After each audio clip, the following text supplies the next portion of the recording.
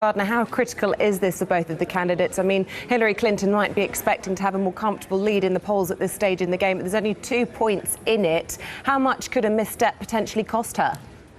Well, it could cost her a lot. I think to answer your earlier question, which is, do debates matter? That is a big point of debate, obviously, in and of itself.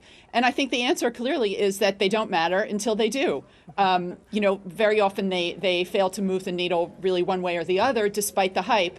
But there certainly have been some instances, and you played a few of them in your reel earlier, where they have really mattered. I think the analogy we've been hearing for Trump is the 1980 Reagan-Carter debate, where Reagan was really an unknown quantity, and voters were sort of interested in him but nervous about whether he would sort of pass the threshold of them being able to feel comfortable that he could handle the presidency. He did pass that threshold, and a lot of analysts think in retrospect that was a very important moment for him. Dr. McCriskin, do you think that Donald Trump... a similar challenge tonight? Sure. So, Dr. McCriskin, do you think that then Donald Trump can rise to that challenge that Beth Gardner was describing, that he might be able to shake off his more boorish, if you like, tendencies that we've seen in his kind of addresses at the primaries and so forth?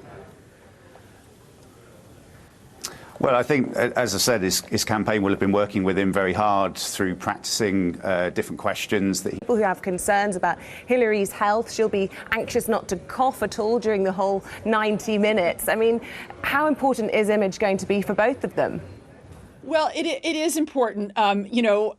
As Trevor was saying, Donald Trump will certainly, and his campaign aides will be hoping and praying that he maintains a sort of sober demeanor and seems serious and doesn't hurl any insults at Hillary or at any major segments of the U.S. population. That's his image problem. Is he sort of steady enough? For Hillary Clinton, image is a big part of it. I mean, everyone, I think, knows that she's extremely well informed. She's very intelligent.